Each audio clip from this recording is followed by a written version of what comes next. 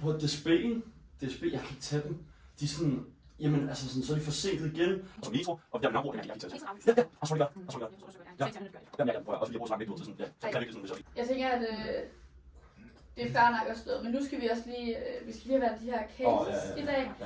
Så tænker jeg, at vi starter ud med at måske lige kigge på, hvilke cases der er, og så kan vi lidt snakke om, hvad vi synes, der passer sådan til os, måske. Ja, men jeg tænker bare, at vi tager case 3. Den tror jeg, de andre har rigtig god sådan, erfaring med, Ja. og kan bidrage godt til. Det er jo ikke sådan bare det. Jeg synes bare, at vi kunne kigge på hver case individuelt. Ja. Og så kan vi sådan sætte alle vores professioner med, og lad os kigge på det overordnet. Okay, altså vi prøver at tage dem ligesom en af gangen. Ja, lad os kigge på det en af gangen. Jeg har i hvert fald sådan ret meget erfaring med den type patienter eller borgere, der er.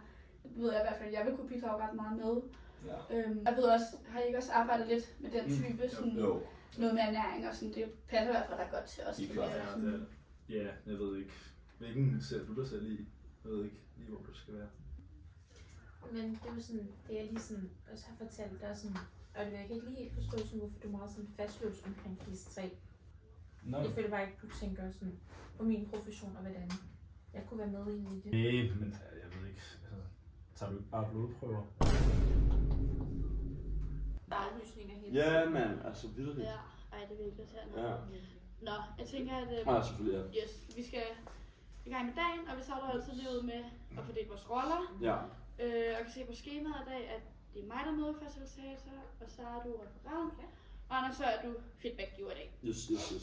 Og dagsordenen for i dag er, at vi lige får valgt den der case, vi skal arbejde med, og vi så måske lige får søgt noget viden på, hvad der kunne passe til. Ja. Men ja, hvad med den der case 3, ernæringscasen der? Var det ikke bare den, vi skulle ikke bare køre den, eller hvad? Det virker meget oplagt, ja, i hvert fald. Også fordi vi er jo 3. Ja. Jeg er nødt til at afbryde. Jeg synes ikke så meget, den passer til min rolle. Altså, jeg kan ikke så meget se mig selv i den. Jeg synes bare, den her ernæringscase, den er virkelig henvig. Altså, der er meget til os, vores profession her. Altså, Meget jeg er vigtigt, som 3. kan. Præcis. Altså, det var sådan lidt irriterende, at du sådan, og det var meget fastlåst omkring det, når jeg ikke sådan, jeg føler mig ikke sådan hørt eller lyttet. Altså, når jeg siger, at jeg ikke kan se mig selv i den. Undskyld. Det er jeg ked af. Det var bare, jeg havde bare fået den opfattelse. Jeg har hørt. Ja, jeg tror, jeg fik den fra Line af. Ja, lige præcis. Ja. Og vi to har talt lidt også sammen om det også. Ja. Og så er den bare lidt gået.